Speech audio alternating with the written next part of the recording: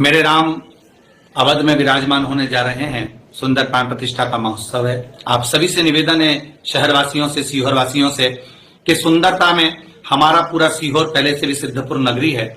आप अपने अपने द्वार को सजाएं, अपने क्षेत्र को, अपने मोहल्ले को, अपनी कॉलोनी को, अपनी सोसाइटी को पूर्ण तरह से सुसज्जित करें, रंगोलियां डालें, दीप प्रज्वलित करें और अपने घर के बाहर जैसे दीपावली पर झालरें लगाते हो वैसे ही सुंदर लाइटिंग कर हमारा सुंदर राम प्रतिष्ठा महोत्सव मनाएं। हर हर महादेव। महाराज शिव महापुराण तो यहाँ तक कहती है, कर दीजिए अपने आप अटकलें सुलझ, कि आपका कोई काम अटक रहा है, कोई काम नहीं हो रहा, बहुत परेशान हो गए, बहुत थक गए, उस काम के लिए सबके हाथ भी जोड़ लिए, सबके पास होकर आ गए, पर वो काम बढ़ ही नहीं रहा, तो निवेदन करते हैं घी के दिए में काली तिल डालकर सोमवार के दिन शंकर जी के मंदिर के सामने तुमरुका जी का नाम लेकर दिया लगाकर जिस काम को तुमने दुनिया के आगे कहकर देख लिया, कर देख लिया,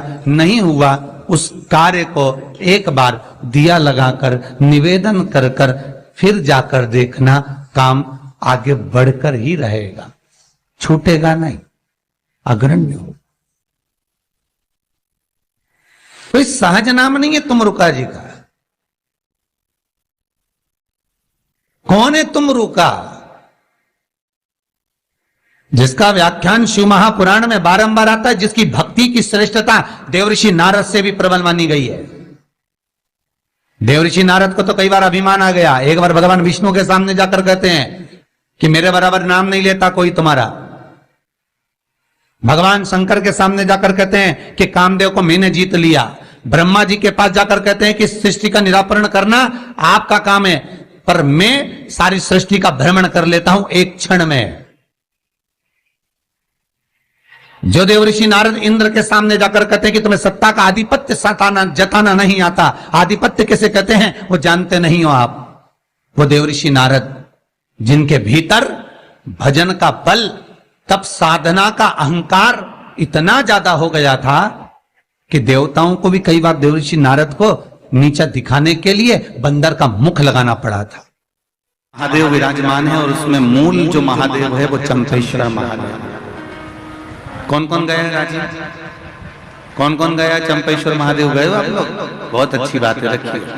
तो पंचकोसी यात्रा के अंतर्गत 5 महादेव का हमारे यहाँ पर वर्णन आता है, जो कि छत्तीसगढ़ के पंचकोसी के अंतर्गत श्री फड़िकेश्वर महादेव, दूसरे नंबर पर हैं चंपेश्वर महादेव, तीसरे नंबर पर हैं ब्रह्मेश्वर महादेव, चौथे नंबर पर हैं कोपेश्वर महादेव और 5वें नंबर पर हैं परेश्वर महादेव, पटेश्वर महादेव।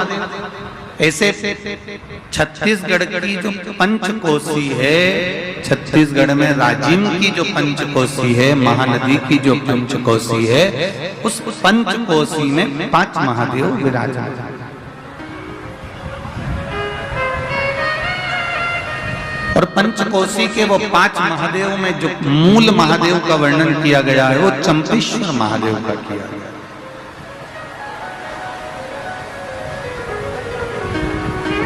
क्योंकि चंपेश्वर महादेव को किसी ने यहां पर स्थापित नहीं करा, चंपेश्वर महादेव को यहां पर किसी ने लाकर बिठाया नहीं है।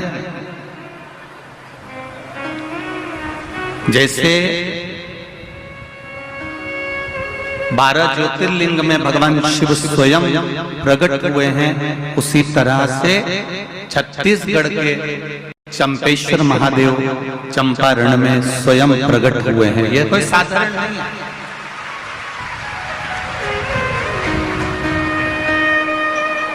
स्वयं प्रागट्यता की स्वयं। मैंने तेरे ही भरोसे ओ बाबा, तेरे ही भरोसे हवा बिच उड़ती जावांगी, बाबा डोर हर को छड़ी नामे कटी जावांगी। भोले में तेरी बदन, शंभो में तेरी बदन। शिव उपासना का, भगवान शंकर की भक्ति का ये 5 दिवस जो हमको मिला हुआ है शिव महापुराण के रूप में, उस कथा को हम अपनी जिंदगी में उतार कर चलते हैं। और भक्ति के बिंदु को जब तक हम हमारे जीवन में नहीं उतारेंगे तब तक ये जीवन का आनंद नहीं होगा।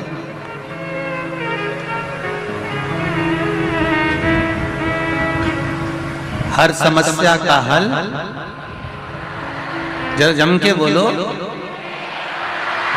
एक लोटा जल।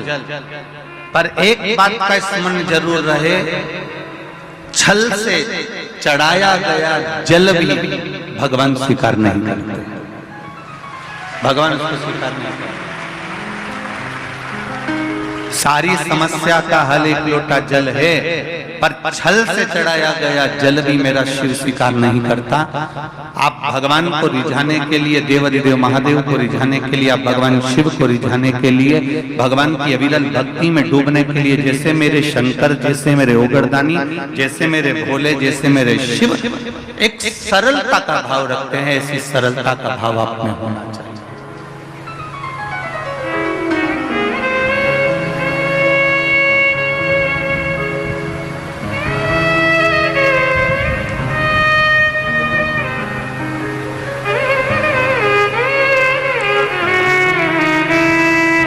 भगवान की अविरल भक्ति का क्या भाव होना चाहिए, भगवान की अविरल भक्ति का क्या तत्व होना चाहिए, ये शिव भक्ति से हमको मालूम होना चाहिए।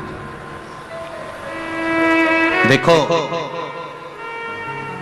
जमीन रोड पर अगर किसी का घर होता है ना तो उसकी बहुत कीमत होती है, और गली कूचे में होता है तो उसकी कोई कीमत नहीं होती। बोलो रे रायपुर वालों, सही है ना जी? रोड पर अगर किसी का घर होगा तो उसकी कीमत होगी, रोड पर अगर किसी की जमीन होगी, खेत होगा, प्लाट होगा तो उसकी कीमत होगी। पर शिव पुराण कहती है इंसान अगर रोड पर होगा तो उसकी कोई कीमत नहीं होगी, ये निश्चित।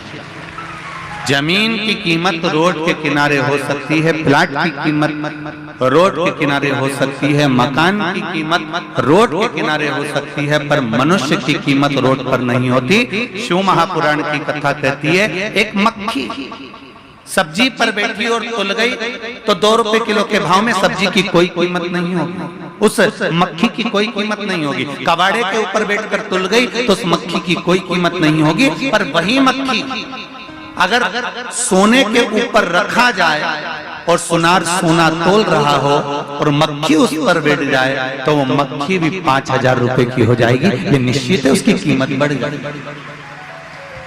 मक्खी अगर तुलते समय सब्जी पर बैठी है तो उसकी कोई कीमत नहीं है, मक्खी तुलते समय अगर किराने के सामान पर बैठी है तो उसकी कोई कीमत नहीं है, मक्खी तुलते हुए कबाड़े के सामान पर बैठी है तो उसकी कोई कीमत नहीं है। और वही मक्खी अगर सोने पर सोना तुल रहा है और उस पर अगर मक्खी बैठ गई है तो वो मक्खी की कीमत भी अपने आप बढ़ जाएगी। उसी तरह आप किस जगह पर बैठ रहे हो, किस चौराहे पर बैठ रहे हो, किस पान की दुकान पर जाकर बैठ रहे हो, किस गुमठी पर जाकर बैठ रहे हो, किस पेड़ के नीचे जाकर बैठ रहे हो, किस रोड पर जाकर बैठ रहे हो, उसकी कीमत नहीं है।